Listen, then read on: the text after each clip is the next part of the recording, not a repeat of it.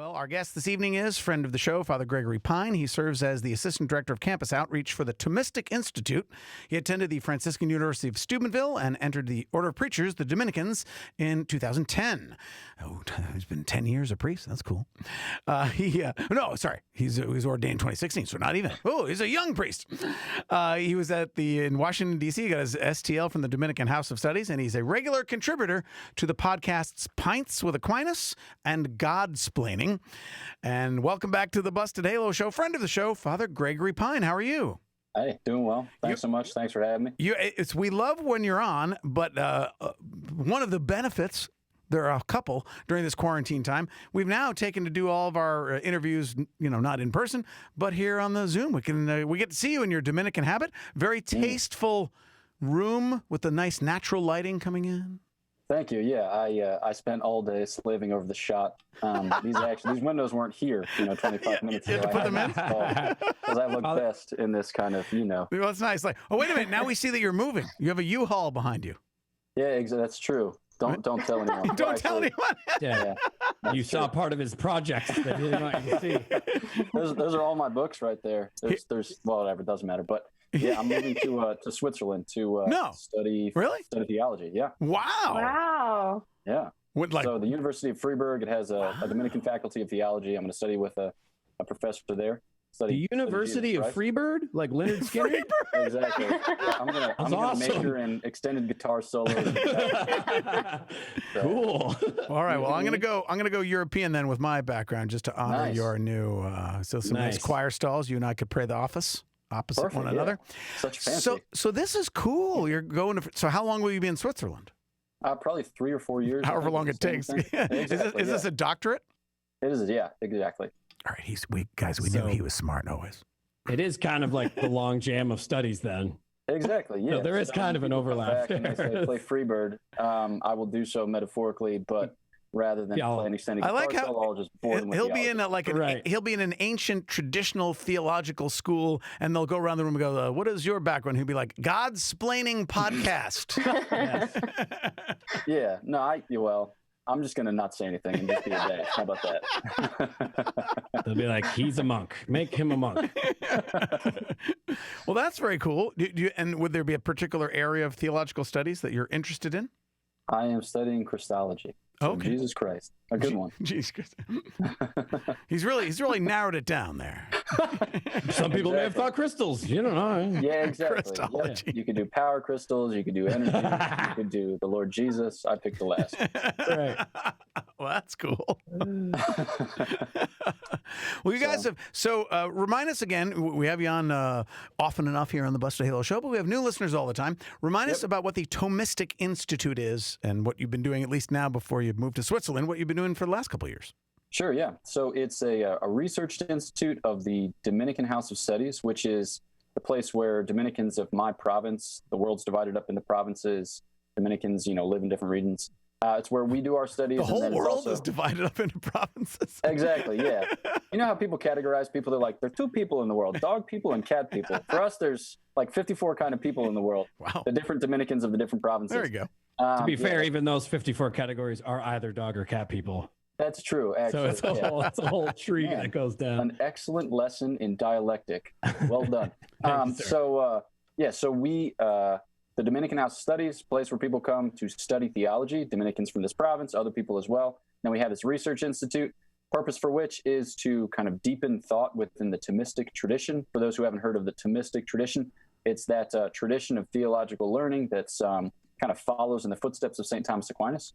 And then about 4 years ago, we were like, hey, this is great. We have had conferences and people have been enlightened and edified. What if we were to take this to university campuses and make it more broadly available to the academic public? And so we started these campus chapters. I think it's 4 years ago. Maybe it's 5 years ago. I get my dates mixed up. But now we're at maybe like 55, 60 schools. Every time I say it, I just make up a new number, but I think that's in the ballpark. I hope you don't have your dates mixed up about when you're supposed to show up in Switzerland. Actually, I do have my dates mixed up on that too, because they've had a visa freeze. So I don't actually know I'm going to show up. As you can tell, I'm expertly prepared for all things that I do in life. Right. So thank you. Very good. Right, you have your boxes, your books packed in your box. That's what I always say when there's an empty box in the back. I say all my books are in there. That's right, exactly. Have I not impressed you with my area? Look at all of my books. Yeah. Father Gregory Pine, our guest here on the Busted Hill Show. What if people have never heard the Godsplaining podcast? What have been some recent topics that you guys have covered? Sure, yeah. So recent topics. Let's see. We did an episode on Flannery OConnor, the kind of literary genius of Flannery OConnor. We did one about. All right, now let's take a pause there. Maybe some of our listeners don't know who she was. Excellent. She is a Southern American author. She's from Atlanta, and she's best known for her short stories. I think the most famous of which is A Good Man is Hard to Find, but she wrote maybe 50, 60 of them, and they're collected in her short stories. She wrote 2 novels, and then we have some essays of hers and then some letters of hers, all of which are printed by Fair, Strauss, and Giroux. And she is most famous for writing in a way that communicates how grace is conveyed in violent fashion. So often at the end of her stories, you'll have some really grotesque or wacky image or wacky conclusion to the story, but it's used as a way by which to show how we often need to be shocked to be returned to our senses. So she says, to the hard of hearing you shout, and to the almost blind you draw large and startling figures. And so her literary kind of theory or style is informed very much by that notion. So a Catholic herself, and she read St. Thomas every day, so she's self-described as a hillbilly Thomist, from whence came the name for the traveling band. Yeah. Hillbilly Thomist. Yeah. It's an awesome sensibility. Yeah. Because it's not hoity-toity, it's kind of earthy Thomism. Well, back to the Leonard Skinner that Brett was referring to earlier. Exactly, yeah. Yeah. I also thought Christina wrote A Good Man is Hard to Find. That wasn't her? Wow. Christina. That was somebody else? I'm going to write part 2. I'm quite inspired by this book. So Flannery OConnor, would in your opinion, Father Greg, would you say that she's a required reading for Catholics? Whoosh. When I get to required reading, I usually only list the Gospel of John because I have so many people who tell me that things are required, and I'm just like, nah, I've been doing fine without it, so you can just keep your requirements at arm's length, sweetheart. So I like her. I'll leave it at that. I recommend her, but the first time I read some of her short stories, I was like, gross. And I came back to them and I was like, giddy up. So I would say don't be turned off by the first read. Give them another try, and you might find them delightful, you might not. Alrighty, that's some of the things you hear about on the Godsplaining podcast. And now tell us about you guys have been doing quarantine lectures. It's no secret that a lot of people have had some more time on their hands and have been looking for ways in which to connect to the outside world, maybe digitally. What are these quarantine lectures you've been doing? Yeah, so when things came down that second week of March and the world ended and everyone just, felt themselves clutched in the grips of anxiety and devastation, we got a bunch of video equipment and we learned how to use it. I should say that Father Dominic Legg, who runs the Thomistic Institute, learned how to use it. And the rest of us did our best at making it difficult for him to run a tight ship. I just looked at all these. What do you mean, like waving in front of the camera? What was so difficult? So live streaming technology, sweet Christmas. I mean, it's just sweet Christmas. I went live like 4 or 5 times without realizing it, and then I get like text messages from friars in the province. They'd be like, "I see you," and I'd be like, 1, that's creepy, and 2, how do I make it stop? Well, sir, you're trying to live stream. You were accidentally live streaming? Yeah, so I thought I was doing practice events, but I hadn't figured out the private, unlisted, public hole setting on YouTube. Whoops. Okay. The type of thing that an 8-year-old knows how to do, but I don't because I've been living under a rock for a decade. Apparently. Exactly. I mean, it's embarrassing, but whatever, who cares? I have fake boxes behind me. What embarrassment have I left? But the quarantine lectures, what have those been? Right. So topics? They've been Dominicans from this house giving lectures on philosophical and theological topics, and then folks had the opportunity to join on Zoom. And when joining on Zoom, then they can ask their live questions, and then whomever it is that's lecturing that night will maybe answer that, or they might not answer that, as it were, and might maybe just use that question as a way by which to talk about what they had hoped to talk about during their lecture and failed to do so. So we've been having them sometimes 1, sometimes 2, sometimes 3 nights a week, and we're gonna wrap them up here as basically everyone under the sun moves to phase 2. by the end of July. But yeah, just long form lectures, a way by which to kind of deepen your knowledge of some themes that are pertinent for the quarantine, and then some themes that are more broadly theological. What were some like one or two popular ones where a lot of people joined, a lot of people had questions? What was some good engagement? An excellent one was called Grace and Anxiety. So it's just speaking like, what specifically is anxiety? Because I think a lot of us have in our mind that anxiety is a thing, but we don't really know how to describe it. We talked about it in terms of like fear, uncertainty, impending doom, etc. And then just to talk about how the Lord speaks specifically to that. And then another one was about is a biblical perspective on plagues. So why is it that the Lord permits plagues to happen? Or in what sense can the Lord be said to be the cause of plagues? Because you had a lot of people at the beginning saying like, this is a punishment for, and then you can just fill in whatever kind of catastrophic, cataclysmic cultural sin. So people were claiming to have like a lot of knowledge as to what this was caused by. And this particular professor was saying, well, we know some things, but we also don't know other things. So let's just take a biblical perspective. I thought those were both really good. Well, I'm sorry that we missed those, but I bet you can go back, right? You can go back and see that's the wonders of YouTube. Yeah, once you've streamed it, it's there to your eternal shame or to your eternal glory. But to quote you, I was embarrassed, but who cares? Which I love very much. I was embarrassed, but who cares? It was embarrassing, but who cares? You know. Father Greg is so composed. I can't tell if he's actually frozen on Zoom. Oh, no, he's back. Okay. Oh, okay. He's back. Yeah, now he's moving. But for a second there. Probably my internet connection, since you guys all live in the 21st century and I don't. So my apologies for any awkward pauses. You made Either up for it. because I'm awkward or it's because my internet stinks. I don't know how to use computers. Those are all options.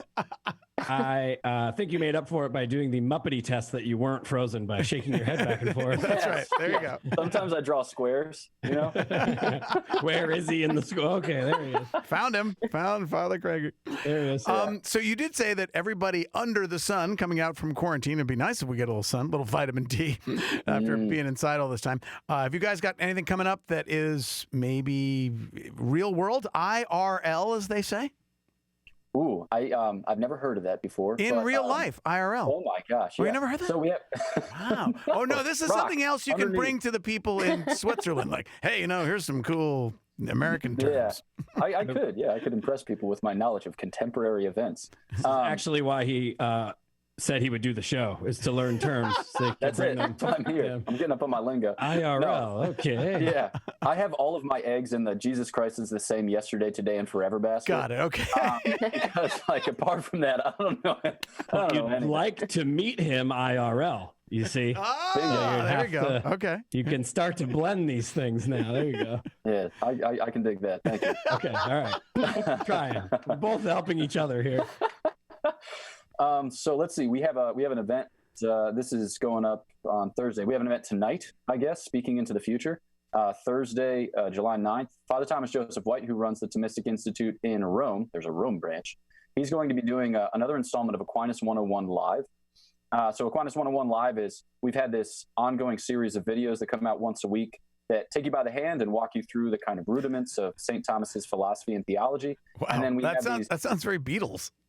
Yeah, take you by the hand. Yeah, rudiments. I guess that's a thing that drummers say. We got Leonard Skinner. We got Beatles. It's just basically a classic rock meets Jesus situation. That's it. The last of my references is dated to circa 1973. So with the right company, you don't look that old. No, I'm not. No, I was just I love when sometimes at the end of Mass people be like, Father, great homily. I didn't know they ordained them so young. I feel like, thank you. That's awesome. So we have an event tonight, Thursday night. It's at Aquinas 101 Live. So we've had these videos, like prefabbed videos that aren't live events. But this is an opportunity to kind of go deeper with the actual speaker himself. And so he did quite a few videos on kind of like wisdom, as it were, and then the study of theology as a science. So so I think that that'll be great. He's super delightful, and he says wild things, and he's great, and kind of has a I don't know exactly. He's a hillbilly Thomist as well. He's from Georgia, loves Flannery O'Connor, so great affect. A hillbilly Thomist, ladies and gentlemen, here on the Bus Table Show. Well, Christina will put a link up to where people can, if they want to join and be part of that, right? They can be digitally connected. Boom. I love it. Okay, boom. Boom. You must have learned that recently. That was different. 2,000 years ago than now. Boom. That's true. Your video learning. skipped. Yeah, I learned that from, what was that? There was a guy who was doing his best at being an announcer for college sports. And I think he was just saying everything deadpan and unironically, but himself unaware of the fact that he was playing the part of Conscious Camp. And somebody hit a 3, and he said, boom goes the dynamite. Yeah. No delivery whatsoever. Yeah. Yeah. Like Stuart Scott and Kenny Mayne if neither of them had a personality. Yeah, if they were like zombies in the future. Exactly. Yeah. Speaking of zombies, as soon as we start talking about sports, Christina just goes, I'm done with those conversations.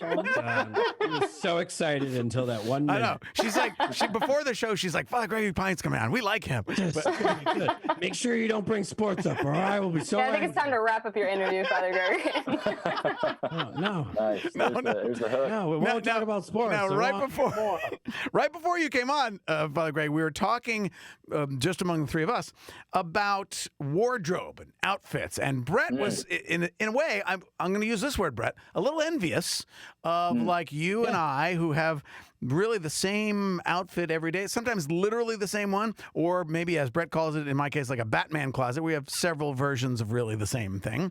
Because Brett was saying before you joined us that he doesn't like having to pick out clothes. He'd rather not. Yeah. It's a great thing having a religious habit. You don't have to pick out your clothes. You also don't have to remember what you ate for the last week because you can just see it on yourself. Well, you guys do with the white. Yours is actually white. exactly why Father Dave picked priest instead of the black clothes instead of white. Exactly, yeah. Hey, that's part of the discernment. You got to take it all into account. How many stains will I have? Yeah, people are like, hey, how do you keep it clean? To which I respond, I don't. I don't know if this is true at all, but what I had posited as a theory about it is that since you don't have to worry about what you're going to wear, you have time to think and do other things. Does that have any sort of basis in reality at all, or is it just me being me and just kind of throwing out crazy theories? That, my friend, is that's what St. Thomas Aquinas says. So you agree with a very wise man. He says, yeah, you give up certain things so that way you can think about other things. Not because the things that you give up are bad, but it's because they're good, and they're good that would command attention. So would I love to dress fashionably? I mean, if I'm honest, no. I think for like the 5 years before I entered religious life, I shopped exclusively at Salvation Army and Goodwill.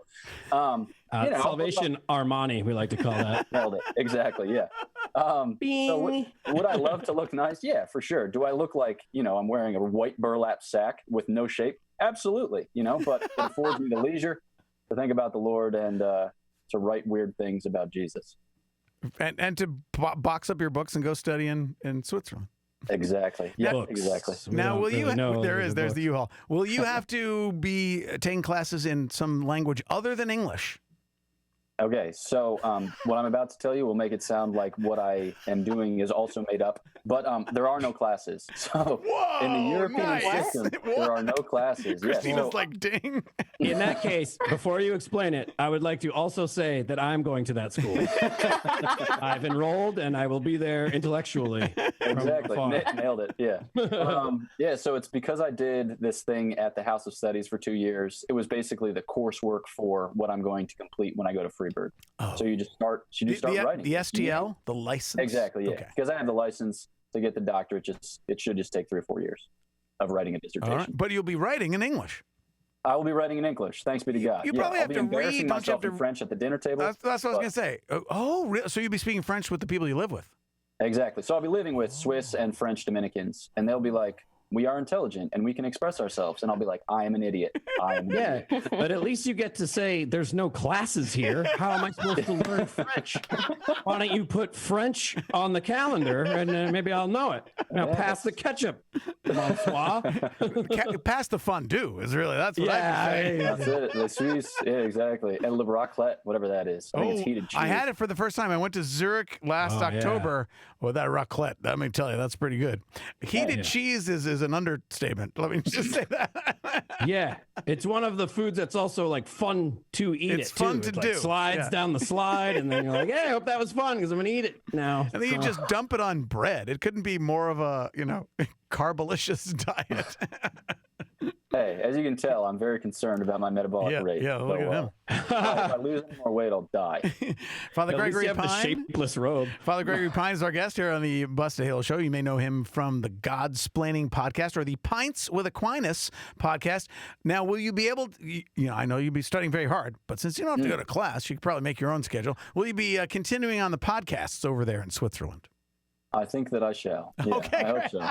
Unless like Switzerland undergoes the great like internet famine of 2020, and then I'll have to call it quits. But now be careful though when you plug in your podcast equipment over there, because Brett can tell you, I have in my history a little problem with the voltage, the different voltage. Yikes! Sometimes you plug it in, it goes. I appreciate your reaction. Yikes, because that is appropriate. Yikes is what I said when I had to go replace that thing in a foreign country. But you'll be eating raclette and not taking class and doing whatever you said you were doing. Bingo, exactly. Packing fake boxes. So you've been ordained for 4 years, 6 years? No, 4 years. 4 years? 4 No, years. only 4 years. Okay. Yeah, just a wee 4 years. Because we were talking yesterday on the show about discernment. There was an article. Brett, what was it? Because you liked the article. It was in American, Yeah, right? I mean, it's just fascinating. So because the article, it was an American magazine, you'd think would just be, discernment, how to discern. We hear about that a lot. And of course, that's a great conversation. But the angle of this particular article was people who discern out, as they were calling it, like decide not to for whatever reason.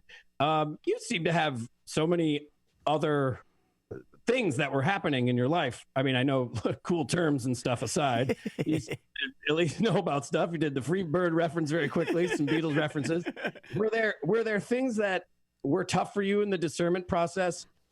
And if so, why did you end up, because you seem obviously very committed now and have been since you made that decision. Were there things that were kind of tough along the way? And if so, how'd you overcome them? Yeah. Wow. Were there things that were tough along the way? There were plenty of things that were tough along the way. I think, sometimes when you read St. Teresa of Avila or St. John of the Cross, they'll talk a lot about attachment and detachment. So you're always going to be attached to something. It's a matter of what you're attached to. And sometimes you find that you're attached. Yeah. I mean, if you've ever prayed the Litany of Humility, it's just a litany of attachments. So it's like, you're attached to being told that you're loved. You're attached to being praised. You're attached to being esteemed. I think a lot of people, when they discern, they come from, maybe a small community. And in that community, they're like the only person who goes to daily mass under the age of 35. And they've been told from a young age, like, you're very virtuous, you're very kind, you're very talented, you're going to do great. And then you're in a religious life and you're like, all right, no one here is telling me that I'm swell. They're all just kind of praying and getting about their lives. And you're like, all right, time to see what the Lord thinks about this, So I think, there's like some necessary purification that goes on. So you have to be, in some sense, detached of that, like praise, esteem, being consulted, being thought wise or whatever, and coming to discover that you're not that wise. You're actually just a punk. And that for me was difficult. And then also like the regularity of the life just kind of irons you out in a way that I didn't anticipate. So for me, it caused like a lot of anxiety to crop up where I was just used to buzzing around because I was, I think a lot of people are sad.